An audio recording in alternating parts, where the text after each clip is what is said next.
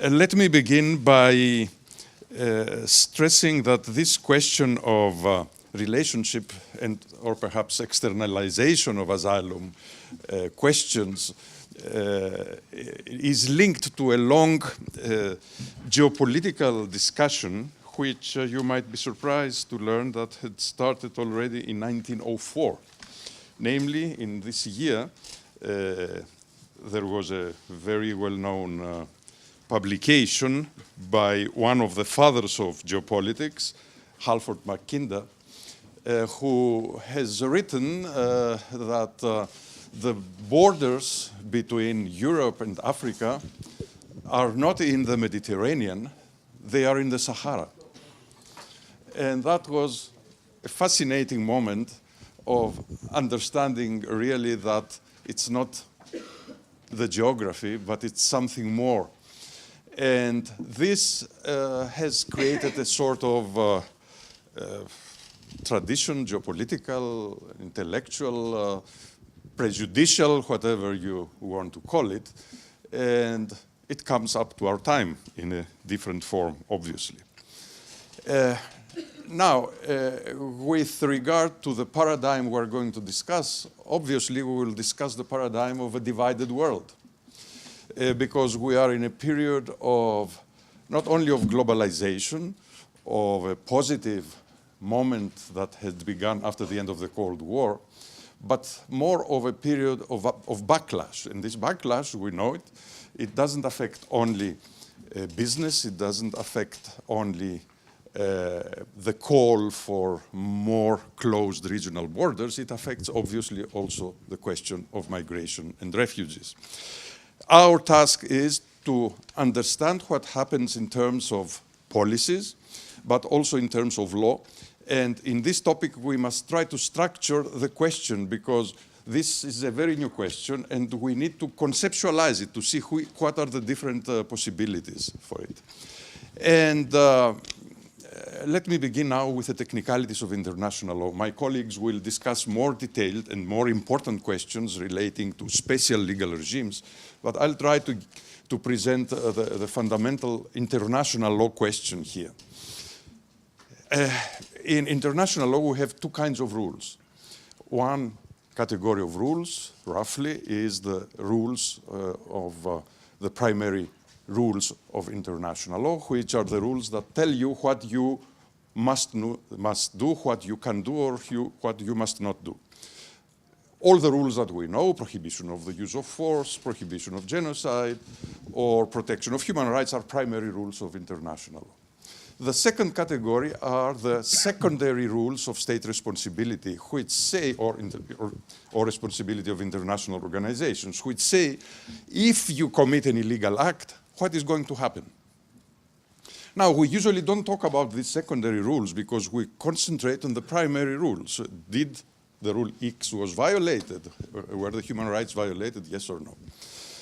But in the case of the European Union and the member states, we have an exceptional situation in which we may for a moment assume, for the sake now of the analysis, that there are no violations of primary rules by the European Union. Let us assume that the Union has not violated any human rights rules with regard to the movement of migrants and refugees to Europe.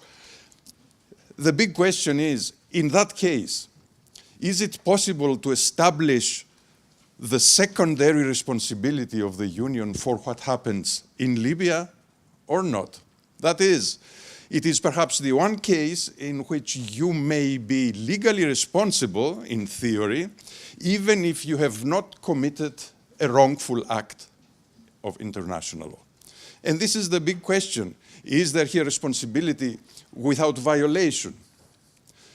In that case, the European Union and the member states would be responsible for violations of rights perpetrated by a third state, that is Libya. The question is a bit, for international lawyers, a bit occult, and it's something that has not been widely discussed, but still you can understand its significance when we would say, well, the European Union did not participate in the war against Iraq, for instance. However, it supported diplomatically or politically, directly or indirectly, the action. Greece did not participate in the war against Yugoslavia, but it permitted NATO aircraft to flow over the country and use its airspace. Is it assistance to an illegal act? Well, let us see the conditions that the law of international state responsibility provides for that. And it is Article 16 of the Articles on State Responsibility, or the Article 14 of the Articles on the Responsibility of International Organizations. They're identical.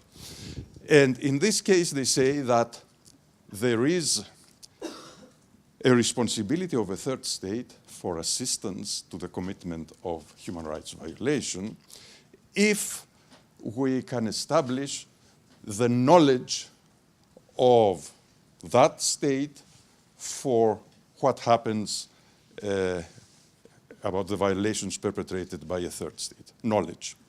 You may say, well, okay, we know the facts on the ground. We know that the European Union cooperates with Libya. It funds the training of the Libyan coastguards, because this is part of the mandate of the naval operation, European Union Naval Force Mediterranean Operation Sophia.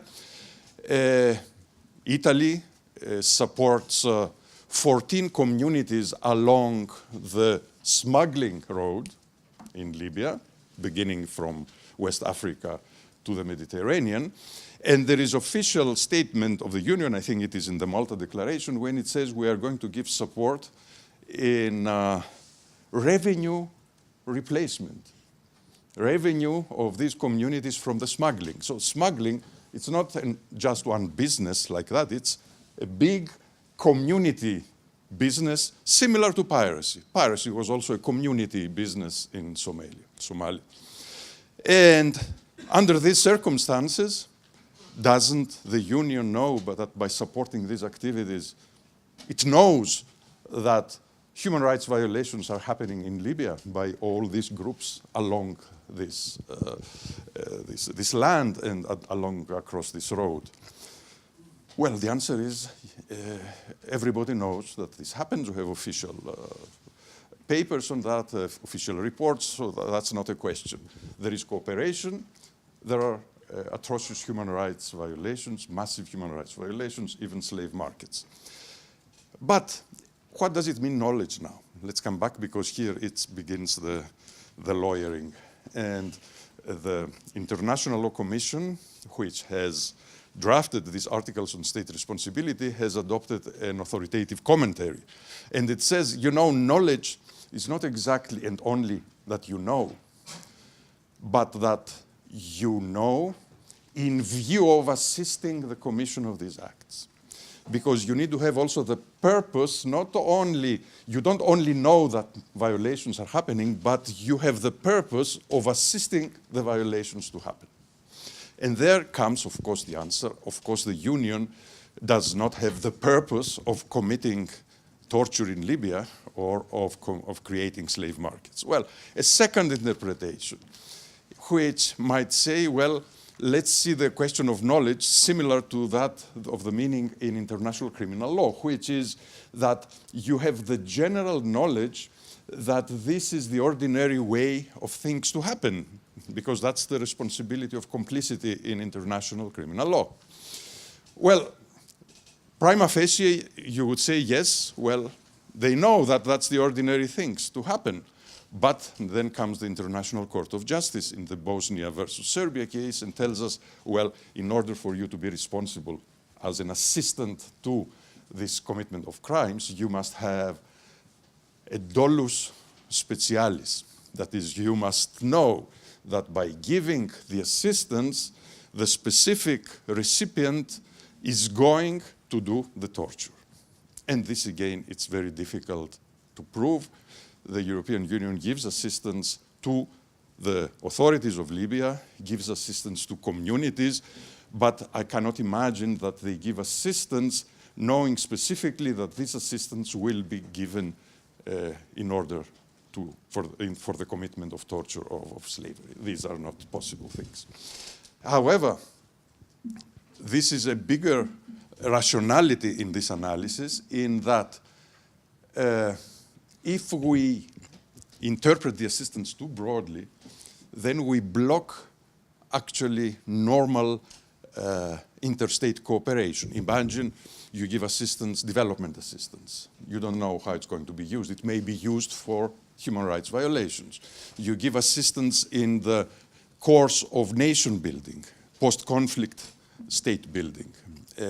It's a difficult period where the civil conflict may go on, and during that period you may have human rights violations. What do you do then? Are the donors responsible?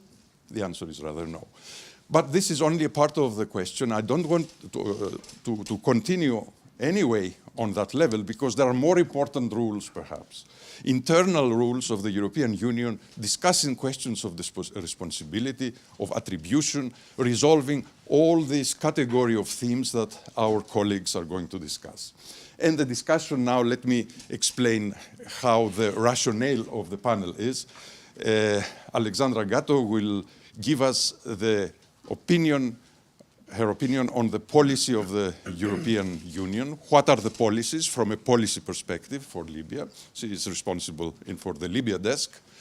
Then we will have the discussion by Sonia Bollert of the case law of the European Court of Justice, which has a rather rich case law on that area. Let me make a small round. Second comes our colleague Ramses Wessel. Sorry for the confusion. He will explain to us, after Alexandra Gatto, the rules of the European Union that are relevant for our question, and the rules of the law of responsibility of international organizations. Then comes Sonia Bollert with the case law of the European Court of Justice. And then we have the next two big questions. The first big question is whether there is still a responsibility of the Union for direct violation of human rights.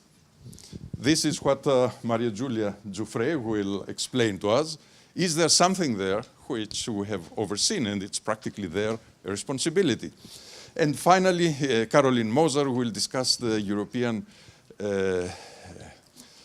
foreign policy and security policy with regard to the actions of Libya. If there are things happening in Libya, what can the European Union, within the meaning of the treaties, do in order to give some sort of, I wouldn't say it reparation, but termination, let's say, of the violation of the rules?